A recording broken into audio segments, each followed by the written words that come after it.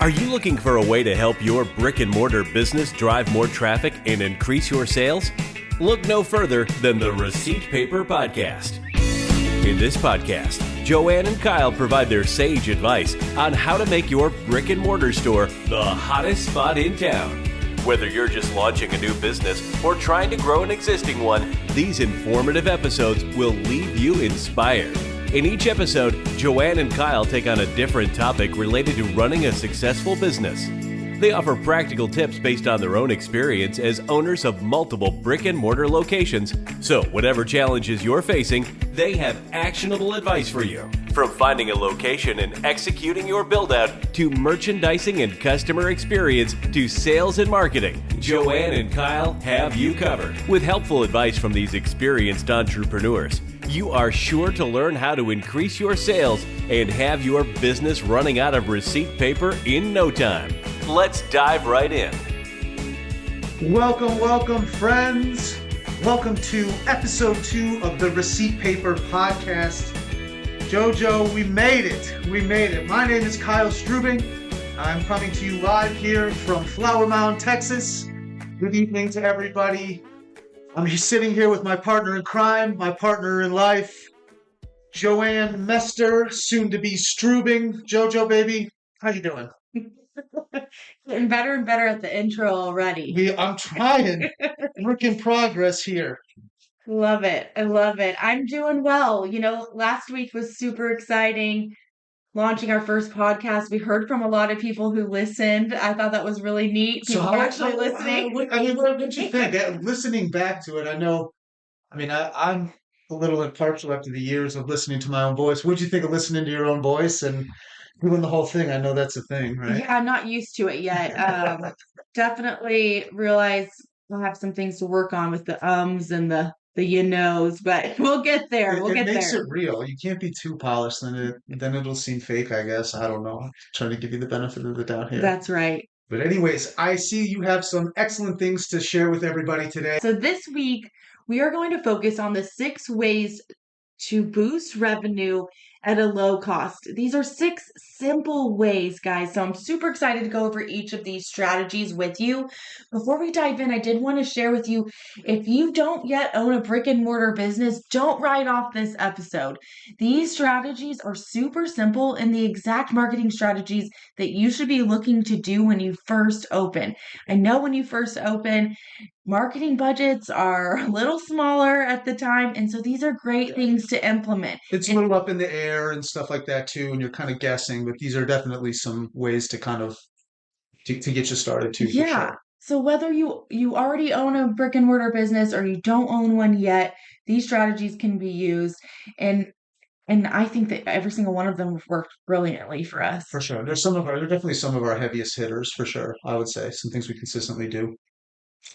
All right, so let's dive into number 1. First of all, I want to step in here and kind of set the tone for this, right? These things do seem simple, but you need to kind of get your mind right for this, right? If you can sit here and look at this list, from 30,000 foot and say, whatever, be very dismissive, but this is your business, right? This is some things that you're going to get out of this, what you put into it. If you half-ass this, and let's say the message isn't on point or you don't market these things for long enough, it's going to suck.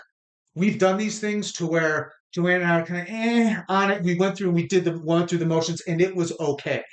But when we put our mind to it, when we actually did the things we said that we were going to do and gave this our all, the shit worked, right? And if you have to be able to look here and you have to be able to really say, have a moment with yourself and sit here and say in the mirror and say, this is the easiest way to do this. This is work. It sucks. This isn't very easy. It's not the most glamorous stuff, but it works. This is the work part of this. This is the stuff that you have to, this entrepreneurship is great and everything, but there still is some digging ditches to this thing. And a lot of this has to go in the details of what you're doing and how you're going about your business and what you're doing. So to sit there and say, I threw out a couple, whatever. Yeah. That shit don't fly. So you have to be able to do this and you have to give it your mind. You have to check the boxes and say it all for yourself and know that you've given it. And I'm sorry to get everybody all fired up, but I like to kind of, I don't know, I want to I like to set intention for everything, and that's kind of, that would be my intention for this. So sorry for the interruption. Sorry if I scared anyone out there. But All yeah, good. I'm glad you brought up that mindset shift because in the beginning, especially, we really had this mentality that we had to have these big marketing right. strategies and that some of the smaller stuff wasn't worthwhile, that it was too simple or it wouldn't actually drive enough traffic to be worth the time. So, yeah, I think it's a great point to really come into these without discarding them and saying, hey, these are too simple, but really sitting down and saying, have I actually tried this? Did I try it for long enough to really see if they worked? And did I do them well? So, We went through that. I mean, there were a lot of these things that we stuck our nose up to. Oh, we don't have these degrees, and we've been doing this for however long, and it's not. You're looking for that kind of magic pill, and it's just not there. I mean, there are things obviously as you evolve, but this is the core. I yeah. mean, it is. Yeah, these strategies are really kind of taking you back to the basics, but they work, Yeah, right? and they're effective. I mean, they're effective, and they're money. They're cost effective, is what I was trying to say. So we've been teasing them long enough. Yeah. So let's start with number one. Number one is flyers. Yeah, Super simple, but they work. they work. They work. We've been using flyers since day one. Yeah, When we first opened, I remember we had my siblings running around with flyers, putting them on cars. I think we got in trouble from the Walmart for parking lot sure. for that. You ain't cheating, you ain't trying. You ain't cheating, you ain't trying. But flyers are a super effective way to put get in front of your right customer and educate them on what your business offers, whether it's products or services. You can fit a lot of information on those flyers and you can use enticing language, a discount, a coupon, Right. Some kind of offer on there to get them into your business. I think one of the best ways that we utilize flyers is dropping them off at businesses that have a similar audience as ours. So we are in the wellness industry. So, for example, we take our flyers to LA Fitness, those large gyms in our areas. We ask them if we can put them on the counter. They always say yes. We've never gotten a no. And I think we just last week we had somebody bringing in Sure. some that we had left there, and they said, They always ask for their flyers too, so that we can give something out. I scratch your back, you scratch mine. It's that working relationship. I think with that in-store stuff, you always want to reciprocate. I'm going to do something for you, so you can do something for me. It's just a better dynamic that way too. Yeah, that's a great point. Businesses are always, if you're doing something for them, they're much more likely to do something Yeah, if you for walk into my store and ask to put your stuff on my counters, and you don't ask me if I have anything to put on your counter, your stuff's going in the garbage. Yeah. I mean, that's just how it is. It works both ways. But yeah. Yeah. So take a look at, do you have flyers that you can already offer? If not, go get some made. We use nextdayflyers.com. Super easy. They are low cost, cheap. You can get them printed within a week. Yellow paper, Yeah. to stick out, all that stuff. I mean, Right. Get flyers created and then do your research. Find some businesses that have a similar audience to you, a similar demographic, and go visit those businesses and drop them off. Even community events, flea markets, stuff like that that's local. Where are the customers in your demographic? Where are they? Where else are they? Where are they going? Right. There's in the Dallas area, there's a lot of like kind of metropolitan centers here with like where there's apartments and there's this and there's that, and always doing something on a Friday night or a Saturday night. There's opportunities to give out, hand out flyers, stuff like that. It's just, where are your customers going? What are they doing? Yeah, that's a good point. Those high traffic areas For or sure. events are great. Also community boards like at the Starbucks. I'll throw on our flyer up there. I actually find myself standing there waiting for my coffee, looking at those. So, it's not a bad idea. Just anywhere you can take those flyers, keep them in your car. Kyle always says this, because you want them available anytime you have the opportunity to pass out those flyers. Now, you may not see people rushing through your door the next day after you pass out the flyers. Give it some time, but continue to take those flyers places. And, even in store, I'll put them in bags and say, hey, hand this out to a friend that you know might like our product or service. Lots of ways you can utilize flyers, but don't write off flyers. People love those tangible, handheld, materials that they can take home, read a little bit more, get educated, and come find you. Yeah, how much do you pay to do like an EDDM campaign? I mean, that's a ton per, to hit each house, and for what? For somebody to look at it in their mailbox and throw it in the garbage? Yeah, for those that don't know, EDDM is every door direct mail. It's Like I said, we've done everything. Yeah. That one is not on the cheap list. Let's put it that way. It's a lot more costly. We can talk about that one at another time, but yeah, Kyle's right. I mean, at a low cost, you can print out these flyers that are, as big as a postcard and get them in front of as many people. It sucks handing these things out, man. It's not easy. I mean, shit, Texas is 100 degrees in the summer. We're out there doing it. I mean, how bad do you want it? To get out there, and you got to push it. And if you get a little resistance, you just kind of shut it off and go away. Keep moving. Keep moving. I mean, you're not really standing out in the heat passing them out. No, but we went every door we went to apartment complexes and stuff in the area. Yeah, we have done that. And we were, I mean, you walk to the parking lot, you start sweating. Jojo, I'm a big boy. Let's move on. Yeah. Come on now. All right. Take it away with number 2, Kyle. So number 2 is going to be text blast. I know we talked about this last week as well with sending out a text blast, but it's key. The text is by far our biggest. It's our the best bang for our buck. With that being said, there's a right way to do texts and there's a wrong way to do these texts. I'm not going to name names, but I get a text for every occasion, for everything. Happy, my dog wiped their ass day. Here's 18% off or whatever, and it just doesn't fly. I roll my eyes. I really do. So you want to make sure that you're not, first of all, just beating the crap out of your customers, texting them every day that ends in Y, or you also want to make sure that you're giving them something. You want to have an enticing offer that actually says, hey, I'll actually get off my butt, go out, take time out of my day and come into the store. Whether that be a discount or, like you said, Jojo, a free gift or something like that. That was another big popular thing that you always do. You're really good with the messaging. But yeah, that's one thing, and then we'll have customers come in. It's even to the point where like, oh my gosh, you guys, I came in off the text. You send me so many texts or whatever. And I'm like, well, not really. And then I'm always like, well, then what happened, right? You got a 25% off coupon, or I gave you had a free lotion with this. Like, oh my gosh, what a travesty. I was trying to help you out. But these are the customers, man. These are your customers. These are also, I'm okay with giving these guys a little bit of discount and leeway because they've already been in the store too. So your cost per acquisition really for that is pretty nominal. And they're like, you're giving the people that are loyal to you, it's just more loyalty. So, keep that in mind. Right. I agree with this completely, that there really is a right way and a wrong way to do it. I mean, you're always going to get somebody that comes and complains about text, and they can opt out. That's every 100%. text reward program has the ability to opt out, or they should. So they're not required to be on your text reward program.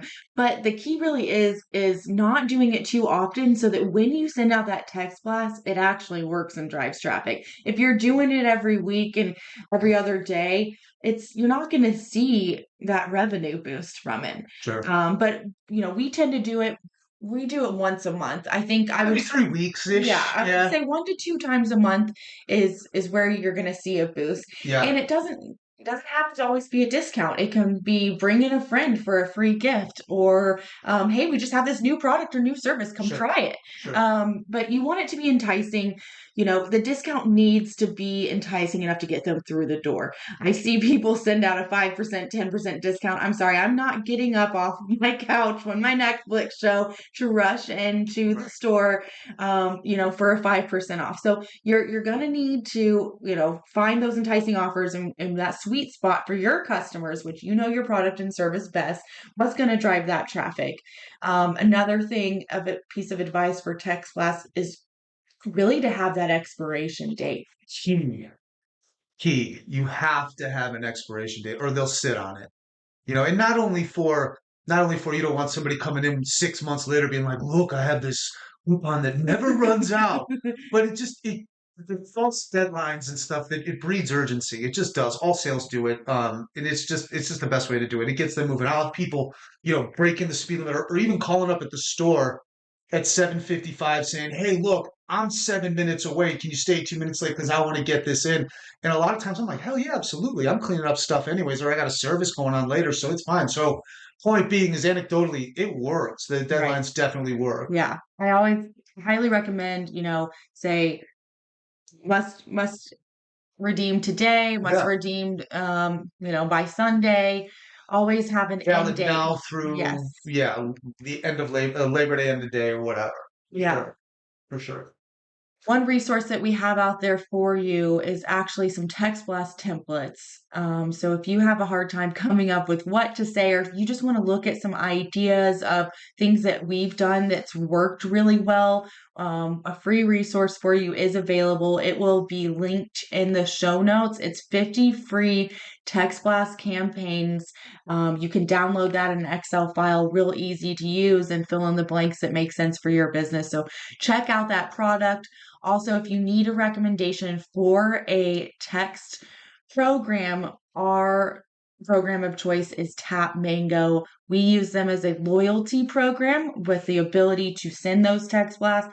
We've been using them for quite a few years now. Highly recommend them. You can go to masterbrick-in as in nancymortar.com/tapmango, and you can set up a free demo with them. Great product there. Highly recommend it. So you're giving them the how and the what to send and everything. Yes, we got it all ready for you. Yeah. No, it can be, it's good to have sometimes whenever we're creating stuff, it's just nice to have somebody get it out there first. Not that you're going to use every word verbatim, but it's nice to kind of get kick-started.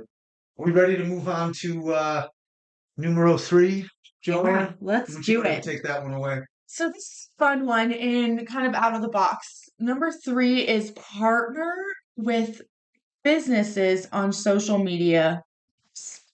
So we started doing this a couple years into our business, and we found it really worked well. It was driving a lot of traffic. We were seeing a boost in traffic. So what we did is we went and found businesses that were similar to ours, that complemented our business. And we did some research and found the ones that had a decent following on social media. And we went to them and said, hey, would you like to partner? I'll advertise your business on to our following, and would you do the same to yours? Never got a no. Once again, everybody said yes. And, I think we partner with Pure Bar for the first one. They had 5,000 followers, which was great. I think we only had 2,000 at the time. So, we probably were benefiting a little bit more maybe, but we went over to their location. We recorded a couple lives. We did a live video on their Facebook, live video on ours, and we got in front of each other's audiences, and we really saw a boost from that. People that were at Pure Bar, which was right down the street from us, were stopping by saying, hey, I saw, you educating us on XYZ at Pure Bar. I'm super interested. Super simple, absolutely no cost. It costs nothing to do this. It takes a little bit of effort of finding those contacts, finding the owners of those businesses, but not hard. You're the owner of your business, though, so you could just walk in, hey, whatever, where's the owner? Like, it's not, there's no gatekeeper, there's no, it really doesn't matter. And I always go in and pitch this of, I'm going to share you guys. Obviously I think it's kind of implied that you are to share back, but like I'm coming at this like, here's what I'm going to do for you almost to try to give them almost a reason to not, there's no reason why they would say no. It's 5 minutes of their day to put together a post.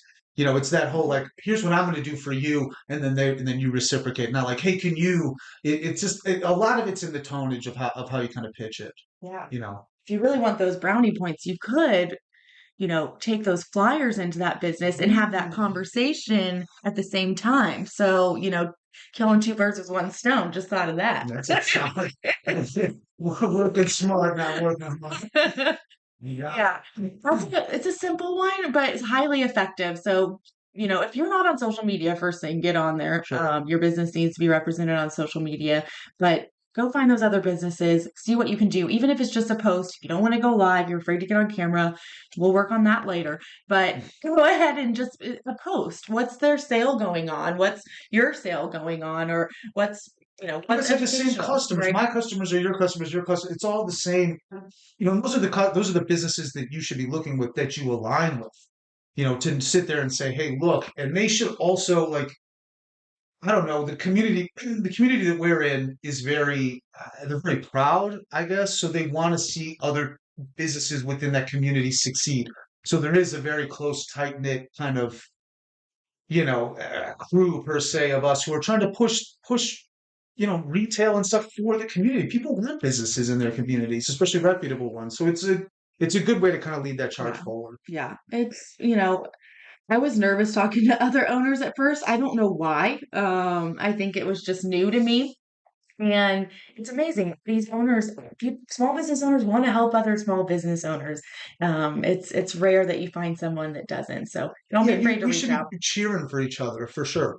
Unless you're doing the exact same thing. No, I'm kidding. Yeah. You ready to move on? Yeah, so we got flyers, we got text blasts. Number 3 was partner on social media posts with like-minded businesses. And number 4, Kyle. Number 4 is going to be the talks and lectures. This was key for us. First things first is, as you get into your business, when you start your business, what I would do is I always have like your product or your service 101. I have like a 6-slide deck that I can recite off the top of my head. I've done it a million times, and so it got to be that way. But just something like, if you had to make a 15-minute presentation on what it is you do or how you can help your community, your customers, whatever, what is that? And then make it make it entertaining, make it to where you would hold an audience. Excuse me, is it something interesting to talk about? And then you can pivot certain things based on tailor make it to the audience. But this was key. So as we did that, we also, while doing the talk and lecture, we did it at the senior center. Was one of them. Love it. Hilarious. Great Hilarious. In the beginning, I had this polished, all of my, all the slides, everything was all looking great. These guys didn't care at all. At all. All they wanted to do was ask questions and get samples. And you know what? That was okay. It was the most fun because they didn't care so much about the X's and O's. They liked the interaction. It doesn't have to be perfect, but as long as you have a guideline on where to kind of steer the conversation or some basic information, and you have your product 101, it goes really far. I mean, we did it at yoga studios. I did classes. We did classes in the store. We're pretty big, but I would go to these other, and say, hey, look, some of your customers might need this, like you may need at Pure Barre, they might need recovery products, or they might need, so of course they used a lot of our products. Yeah. And it just made sense. So your customers are already asking about this.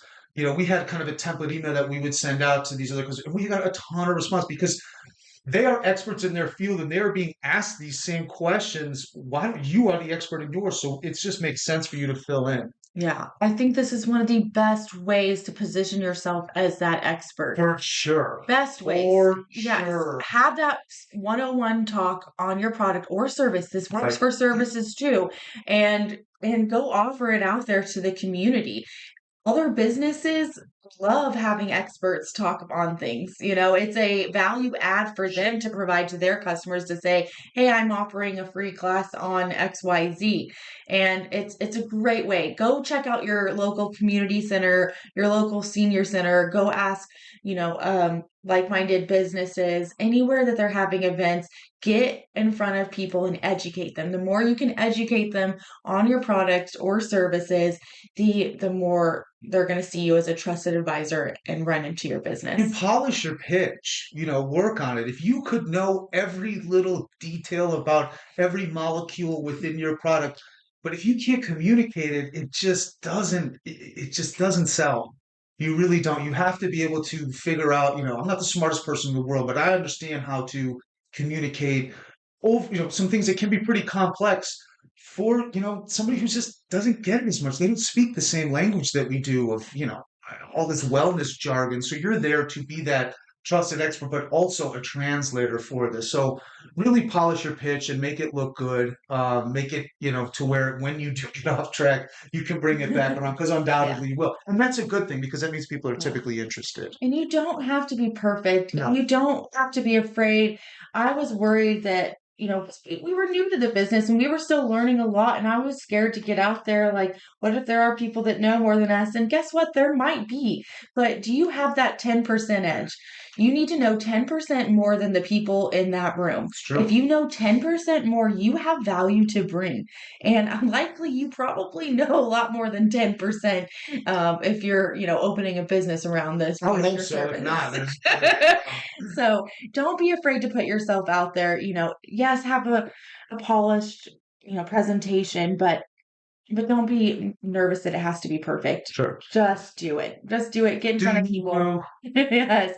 Also, like Kyle said, with the samples, highly, highly recommend that you either bring samples or some sort of educational content that you can pass out, like a flyer or A coupon yes, or yeah, somewhere to take them. What's the end goal with them? I want to get these people to have all the coupons to get them in the store, or I'm giving all the samples, you sell what you sample flat out. Yeah. You just do, yeah. so sample your highest margin products, sell the stuff or sample the shit stuff that you want to sell.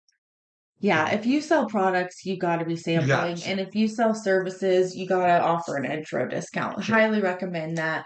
When we would leave the senior center, we would have customers following us back to our store because they were already ready to purchase. So, get in front of people. This is a great, great way to drive some traffic. For sure. I like that one. That was a good one. All right, moving on to number 5, in-store events. So this is similar to your talks and lectures, but may not require you to stand up and give a presentation. This is just hosting an event in your store. There's so many different types of events that you can host in your store, from book signings to tastings of a local restaurant or brewery. You could do a workshop. You could host a guest speaker. You could host a musician. You could do a sip and shop where you invite other local vendors to come and set up a little booth at your business. I love that one because they're also promoting to their small audiences saying, hey, I'm going to be at this location, come see me. That's driving new business. There's just so many different ideas on ways to do in-store events. Couple of tips that I do have around in-store events are you want to plan these out at least 60 days in advance. Yes. Start advertising them. The biggest mistake we made in the beginning was, it's a week before and we're like, hey, let's do something on do a Friday. car show. Yeah. Friday. Yeah. And it's like, yeah, we did two cars. we had an epic car show one time and I think we had one person show up. Yeah, it was pretty rough. That was a learning lesson for us. So you want to be advertising these events far in advance. And one thing that we also do is at the store, we would have a sign saying, XYZ event coming up. And then we just have a simple sign up sheet saying, sign up for reminders. People actually want to be reminded of an event they're interested in. Right. So they'd give us their phone number and email. Hey, you're collecting customer data, which is awesome. But also then you can remind them about the event and make sure they're coming in. So love love in-store events. Email your entire customer list, text your entire customer list, tell them about the event, get them to your doors, but also look for ways to drive that new traffic with the event, whether that's posting flyers about the event out there, whether it's having people on social media share the event, whether it's posting on local event sites, advertising in the Leveraging a group that you're currently in. If you have yeah, a workout group, pitch it to them, stuff like that. right. It's a very soft sale too. Hey, stop by the store. We're having an event. It's going to be super fun. Whatever. We had a block party and a rap concert one time, and it was, it was just like, hey, come by. We're having a party. We're having fun, and poof, there they are with customers, and bring friends, and there's more customers, and not just sitting there just ringing stuff up the whole time. I mean, Right. it's a very soft sell. Yeah, people don't feel that pressure like, oh, I'm going to your store Oh, you're here for a to party. right, right. And this works great for services too. If you have services, I recommend an event where you do some sort of tour, like a live Right. tour, or you offer some of your services at a super low rate. Like let's say, for example, you do massages. Maybe you could do like free chair massages in the front. Lots of different ideas. And once they're in Brainstorm. that chair, you can pitching them for that 20 minutes straight on a package. But no, I mean, there's ways to capture revenue with that. But 100%, you're doing that initial kind of loss leader on that to get them in the door, Right. you know? Yeah. In-store events are great. We actually have a complete guide to how to host an in-store event. It goes through ideas of events, tons of ideas in there, and then how to drive traffic to those events. I give you some of the websites that we use to drive traffic, some other marketing ideas on how to drive traffic, as well as how to make sure that those events go off without a hitch because you don't want to have any issues during the event. So we have a guide that goes through all of this. It is inside of our marketing toolkit. The Ultimate Marketing Toolkit, if you aren't familiar, is designed specifically for brick and mortar business owners. It's a low cost toolkit. I think it's $27, and you get a ton of resources, including this guide. So if you're interested in it, we will post that link in the show notes as well. Only So you can read it. $27. $27, and you get You tons of think you can make resources. $27 off of that? Make Wow. you I top mean, that? just that one resource, and we're talking. There's social media templates in there for flyers, for social media graphics, all kinds of stuff. Yeah, Yeah. it's a great toolkit. I got to toot my own horn a little bit. Yeah, I didn't know it was that cheap. We might have to up the price on that with all this value giving it away. Now, go and check that stuff out. I mean, it's a no-brainer for Yeah, sure. the more resources we can give you guys, the For better. sure. All right, so far we've gone through flyers, we've got text blasts, partnering with businesses on social media posts, doing talks or lectures, hosting in-store events, and we're on number 6. The final one, the less set, best set, right? Okay, so I have a personal affinity for this one. This is yard signs, okay? So first, all honesty, right? Full disclosure, when we first started hearing about this, I hated it. I thought it was janky. I thought it was tacky. I was just like, well, why did we spend this money on this street and hang up this big old light up sign on the outside? And now I'm using yard signs. Outside of text blast, this has been the best bang for our buck, I would think, the yard signs. Couple things with yard signs, right? The message has to be on point for sure, right? Jojo, you're really good with the messaging, okay? So we would have something as somebody's driving past your spot, right, and sees these yard signs, also at repetitive, you want to make sure that as they drive along, it's repetitive. Will they be able to see? Will what you're saying catch their eye? If you just say massage, like who gives a shit about that? But if you sit here and say half off massage or it's all about the offer and something enticing that gets them to sit there and say, or a free drink. We ran free drink signs Yeah. for so long. We crushed it on that because it was just a product that we had that we were willing to give away. They'd come in and say, oh, I saw a free drink sign. And yeah, there were jackasses who'd come in and just pick up 1 or 2 drinks and you never see them again. But a lot of them have that. I mean, there's that whole, like, I give you something, they almost have a sense of reciprocity for it. And it worked out really well, but it got people to talk about it for sure. Yeah. I was amazed with yard signs. They get people through your door. Like Kyle said, they're not all going to be your customer. We would have people rushing in saying, I saw this all all about. They didn't even read it Yeah, sometimes. It was, they were rushing in, they but were confused sometimes, and that's good too. It was like, they were asking questions. It was, yeah, it's a volume play. it People is. are going to be coming through your door, and half of them are going to be a great option of customer for you, and half of them may not be. But people are coming through your doors, so 100%. that's awesome. Yeah, 100%. I think some of the best things that we have ever done is using the word free, even if it's free gift with purchase, free drinks, Right. putting the word free, that works well. 50% off, even if it's buy two, get 50% off, make the buy two kind of small, but make the 50% off real big. Right. They're through the doors and they're saying, hey, I saw something. Yeah, it's buy two, get 50% off. Right. There's so many ways to utilize yard signs. Green color, some colors that stand out is a big thing. And don't be a cheap ass and print both sides of the sign. Don't sit there and do one. We have ones that have arrows that point towards the store and stuff like that. I mean, it's all, simple, directive, something that catches your eye, big colors and double sides, Yeah, right? bright colors, simplify the text, not too much text. If you're putting these yard signs far from your business, then you are going to want to have some sort of verbiage that, We did ours explains where next to you one of the are. more regular known businesses one time. Yeah. We went and asked the guy, I was like, "Is it cool?" He was like, "Yeah, absolutely." Yeah, we Because he just had said a next to next that to business, that right? business, and they all knew it, which is great. Worked great. Yeah. Or if you're a highly visible business, you can just put your logo. So lots of different ways to utilize yard signs, but give it a try. Sure.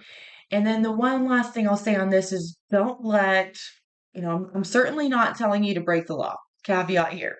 But don't let the city ordinance stop you Let them from warn trying. you first. We've been all three of our locations, I think, had stipulations around yard signs. We took the ask for forgiveness route. We would put them up late Friday, take them down Sunday, maybe not the the most ethical thing to do, but we gave it a shot, and You ain't cheating, you ain't yeah. trying. Yeah. Once again. But I would watch the guys. I mean, we're lucky because for some of them, I'm right by the public works, so I can see the city trucks go in, and then 10 minutes later, it would be done, and then I would be out there and put the yard signs out at 4:45 on a Friday, and they'd be out there until Sunday night when we closed. I mean, it was huge. It's the cheapest way to do it. They're right there already. They'd see something that they were looking for. All of this stuff is about multiple impressions. I mean, it's very rare that somebody sees something one time, boom, and gets them to move. It's about they got to see you a couple times. That's why consistency in this stuff, like I yelled about in the beginning, is it's very key. You gotta play the game. Yeah. You can also call your city too and ask if you want to be PC about it. So They lots of them they may just have a simple permitting process or something like that. It's probably not that simple, to be totally honest with you, but yes, it's something you want to ask for forgiveness, not for permission, I would say.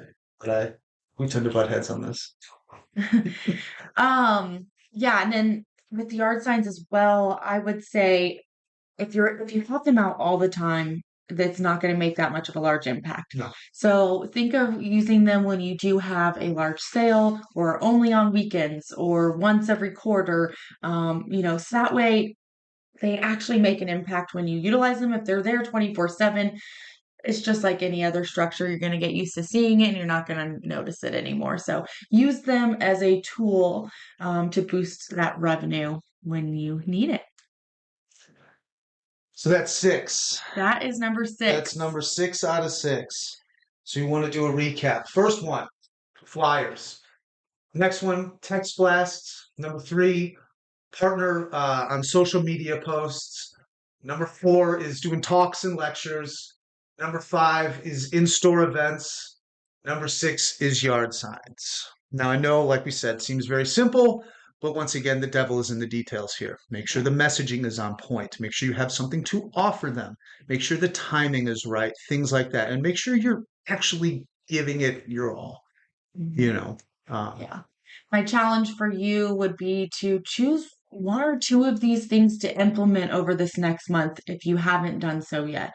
Try it out. Try it out consistently for 6 weeks. See how it how it does.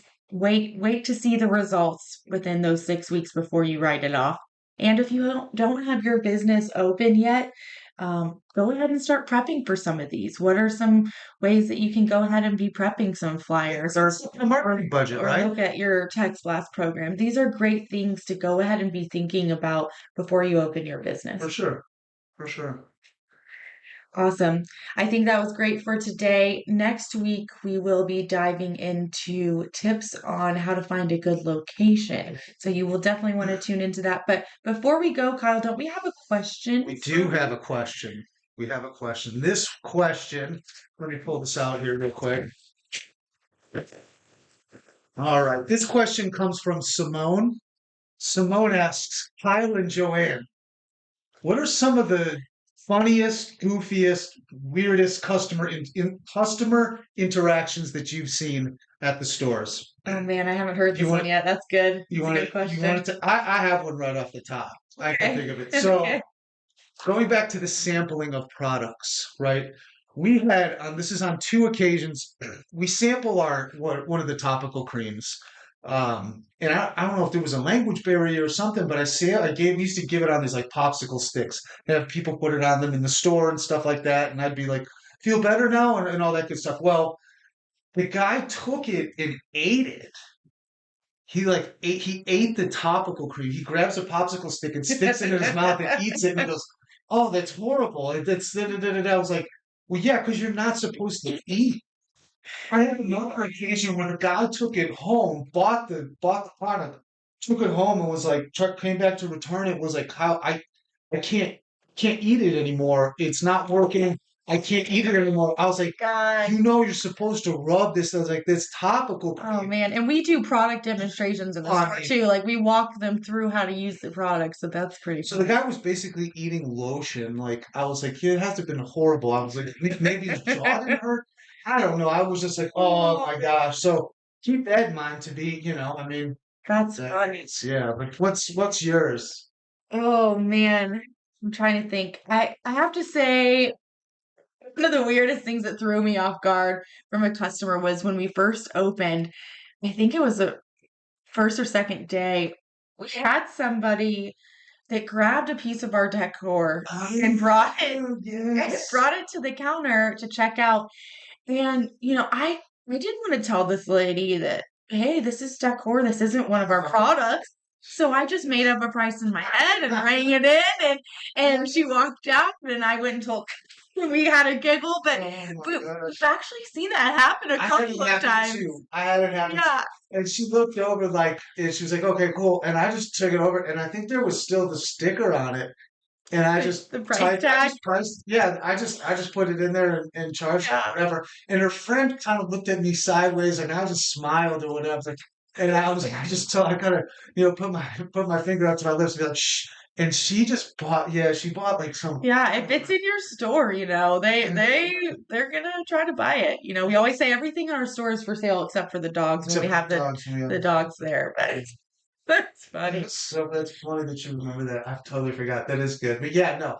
I mean, the customers it's one of the funnest parts. Like you never know what you're getting yourself into. Like it's never a dull moment. And obviously sometimes it could be frustrating, but most of the time it's so interesting. It's so fun. Yeah, you meet so many different types of people. It's always entertaining. Sure. But that was a great question. Thank you to Simone for submitting that. Thanks for tuning in to the Receipt Paper Podcast, your go-to source of information for starting and growing a successful brick-and-mortar business. Subscribe to hear future episodes and share this content so that more people can access these valuable insights. If you're looking for more resources to help you with your brick-and-mortar business, visit masterbrickandmortar.com or follow us on Instagram at masterbrickandmortar. Thanks again for listening to the Receipt Paper Podcast. We'll see you in the next episode.